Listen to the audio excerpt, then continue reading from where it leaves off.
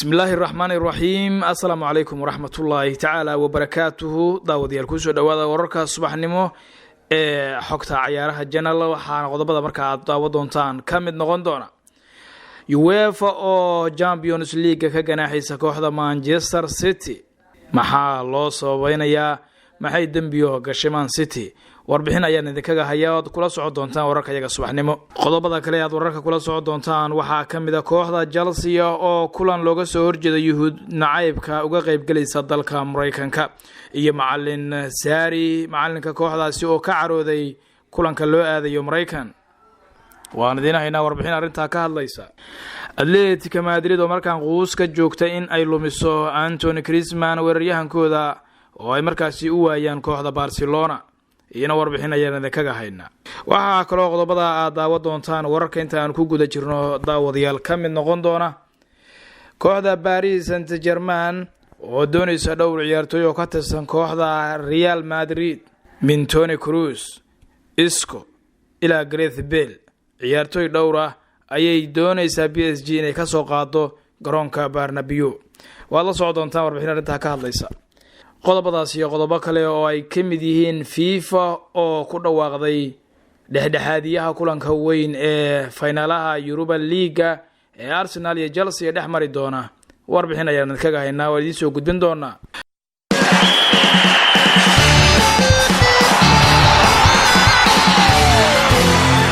wahagag daawadayaal aanu ku bilownay kooxda Manchester City ayaa qarka u saaran in ay ganaax kala kulanto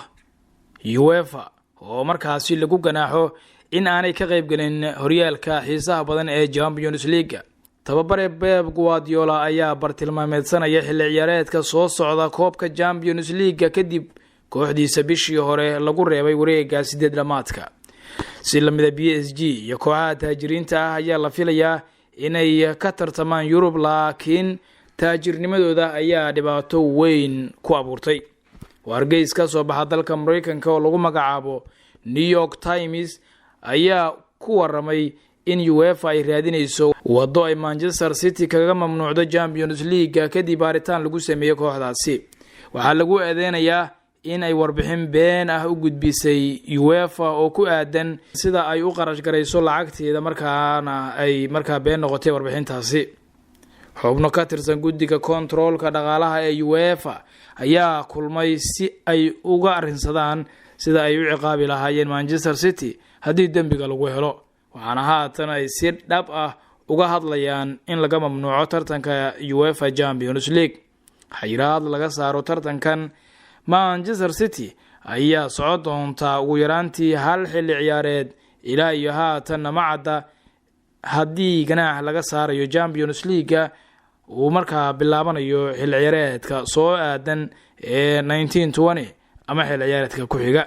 taasina waxay ahayd warbixintii ka hadlaysay xayiraadda laga cabsi qabo in la saaro Manchester City kooxda Atletico Madrid ayaa waxay markaasi haatan qarka u saaran tahay in ay lumiso ciyaaryahankooda weerarka ka dheela ee Anthony Griezmann ayaa wararku sheegayaan in ay Atletico Madrid markaan xaqiiqsatay inuu ku biirayo Barcelona xilli ciyaareedkan oo mustaqbalkiisu marka Atletico Madrid oo soo gabagaboobayo sida ay ku warantay Mundo Deportivo hal sano ka hor markii uu ku dhawaaqay in uu san u soconin Barcelona oo garoonka Atletico Madrid sii joogayo ciyaaryahanka ku guuleyso koobka adduunka ee Anthony Griezmann ayaa haatan isha ku haya inuu markaasi ku dhawaanayo ku biiritaanka kooxda Barcelona kulan dhex maray ciyaaryahanka wakiilo ka socday iyo mas'uuliyiinta kooxda Atletico ayaa looga hadlay mustaqbalka Anthony Griezmann ee xilli ciyaareedka soo socda Barcelona ayaa haatan suuqa ugu jirta la wareegitaanka dhowr ciyaartoy oo ay kamid yihiin Frank de Jong iyo kuwa kale wararka la xiriira suuqa kala iibsiga ayaan wali ku guda jirnaa kooxda Barcelona ayaa ku sii dhawaanaysa saxiixa difaaca kooxda Ajax ee Matthijs de Ligt sida ay xaqiijisay warbaahinta goal.com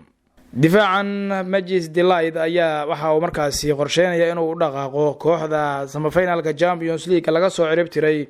ee Barcelona isagoo hore u sii raaci doona saaxiibkiisa Frank de Jong 75 milyan ayaa macquul ay tahay inuu ugu dhaqaaqo garoonka Nou Camp warar laga helayo gobolka Catalonia ay ka dhisan tahay kooxda Barcelona ayaa gool u xaqiijiyay in saxiixa ciyaaryahankan reer Netherlands ee xulka qaranka wadankaasi u dheelaa uu ku sii dhawaanayo in uu dhameystiro ku biiritaankiisa kooxda Barcelona oo si rasmi ah loogu dhawaaqo. xiriirka ciyaaraha caalamka ee FIFA ayaa ku dhawaaqay garsooraha dhexdhexaadin doona kulanka weyn ee dhexmaraya kooxaha Arsenal iyo Chelsea ee finalka Europe League. garsoorahani heerka caalamiga ee lagu magacaabo Rojo oo 45 sano jir ah ayay FIFA u xulatay koobka adduunka ee 2018 ka dhacay dalka Ruushka isagoo dhexdhexaadiyay 3 kulan oo ay ku jirtay kulankii barbaraha 3-3 Spain iyo Portugal ay wada galeen. waxa uu ahaa garsoore heer caalami ah tan iyo 2008 waxaana uu xilli ciyaareedkani in badan garsoore ka ahaa Champions League isagoo dhexdhexaadiyay 6 kulan. haddaba xiriirka FIFA ayaa ku dhawaaqay si rasmi ah in Rojo uu yahay garsooraha dhexdhexaadin doona kulanka weyn ee Baku lagu qaban doono kaasoo dhexmari doona Chelsea iyo Arsenal. waa markii ugu horeysay ee Rojo uu qabto kulan finalka Europa League iyadoo markii ugu dambeysay uu kulan Europe League ah dhexdhexaadiyo ay ahayd kulankii Manchester United ay ka badisay kooxda Ajax sanadku markuu ahaa 2017. kooxda Chelsea ayaa waxa markaasi ay u duushay dalka Mareykanka si kulan saaxiibtinimo oo markaasi lagu ciyaaray dalka Mareykanka ay uga soo qayb qaadato. Blues ayaa ogolaatay in ay kulan saaxiibtinimo la ciyaarto kooxda horyaalka Mareykanka ee New England Revolution oo ay ku saabsan markaasi olole looga soo horjeedo yuhuud nacaybka ka hor kulanka finalka Europe League ay ku ciyaarayaan magaalada Baku ee dalkaasi Azerbaijan.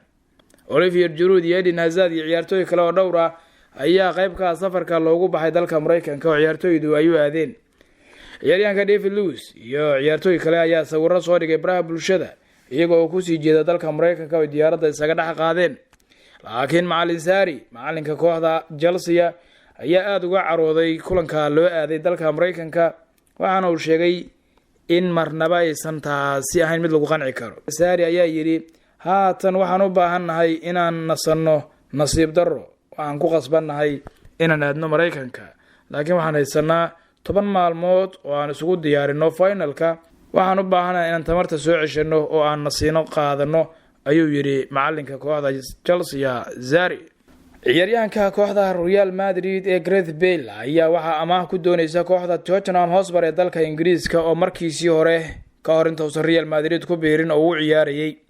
kooxda Spurs ayaa 13 milyan ku doonaysa Gareth Bale inay markaasi ku qaadato si amaahana uu markaasi ugu ciyaaro laakiin Real Madrid lama oga inay markaa ogolaan doonto yan kale inkastoo macallin Zinedine Zidane uu mar horeba cadeeyay in aanu doonaynin Gareth Bale inuu ka sii ciyaaro garoonka Bernabeu oo iska fasixi doono. waana taasi Spurs ay markaasi u suura gelin kartaa in Gareth Bale ay dib ugu soo celiso garoonka ay markaa kooxda ku ciyaarto ee magaalada London. kaamirooyinka garoonka ayaa xalay soo qabtay garsoore Mike Dean garsooraha Premier League heedka caanka ugu ah inuu roosaha hore ka bixiyo isagoo oo markaasi daawanaya kulan koox uu taageero u yahay oo ciyaaraysay kulan play-off.